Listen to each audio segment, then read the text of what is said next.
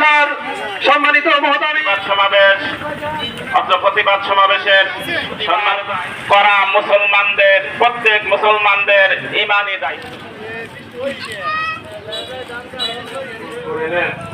আল্লাহ তাআলা দুনিয়ার মুসলমানদেরকে আপনি হেফাজত করুন, আল্লাহ তাদেরকে মুক্তি দান করে দেন, ইয়া আল্লাহ কোরআনী আইনের শাসন কায়েম করে দেন, ইয়া আল্লাহ মেহেরবানি করে তাদের কষ্ট মুজাহাদাকে কবুল করেন। মুসলমানরা যদি একবার শুধু মাঠে নামে তাদের উপর নির্যাতন করতে তারা এরকম। আর সবচেয়ে বড় কথা হলো আমরা যারা ধারণা করতেছি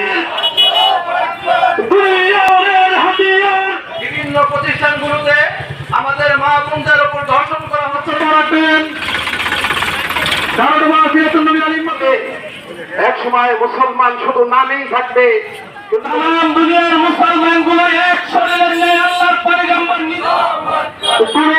মুসলিম রাষ্ট্র ভারতে বর্তমানে মুসলমানদের উপর অত্যাচার নির্যাতন, মুসলমানদেরকে বিশেষ করে পশ্চিমবঙ্গে গণহত্যা করা, নারীদেরকে হত্যা করা, শিশুদেরকে হত্যা করা এবং মুসলমানদের মসজিদ ভেঙে দেওয়া, সামনে কুরবানির ঈদ মুসলমানদেরকে গরু কুরবানি দিতে না দেওয়া এবং মসজিদে মাইক দিয়ে আযান দিতে না দেওয়া, এটা মুসলমানদের উপরে এক রকমের অত্যাচার নির্যাতন ভারতে চলছে। এছাড়াও পৃথিবীর বিভিন্ন দেশে মুসলমানদের উপরে অত্যাচার নির্যাতন চলছে। আমরা মুসলিম হিসাবে এটা আমাদের ইমানি দায়িত্ব যে আমরা এই দেশ থেকে অন্তত প্রতিবাদটুকু আমরা করতে পারবো, তাদের জন্য দোয়া করতে পারবো। দেখেন ভারতের মুসলমানদের উপরে অত্যাচার নির্যাতন চলতেছে, কিন্তু আমাদের দেশে কোন হিন্দু কোথাও নির্যাতিত হয় নাই, কারণ ইসলাম এটা হচ্ছে শান্তিপ্রিয়, মুসলিমরা শান্তিপ্রিয়, না হলে প্রতিশোধের আগুন এই দেশেও চলতে পারত।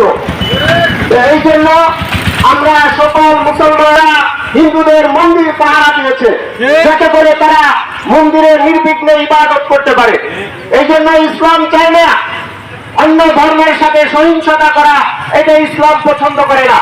তাদের আজকে আমাদের প্রতিবাদ, আমরা আমাদের দেশে যে সমস্ত হিন্দু ভাইয়েরা বসবাস করে কেউ যেন তাদের উপরে কোনো অত্যাচার না করে, কোনো নিপীড়ন না করে, কাউকে কোনো কষ্ট না দেয়। কারণ ইসলাম অন্য ধর্মকে সম্মানের চোখে দেখে, অন্য ধর্মে যারা আছে তাদের ধর্মীয় স্থানকে সম্মানের চোখে দেখে। তাদের আমাদের দেশে যারা অন্য ধর্মের লোক বসবাস করতেছে তারা নিরাপত্তার সাথে বসবাস করতেছে,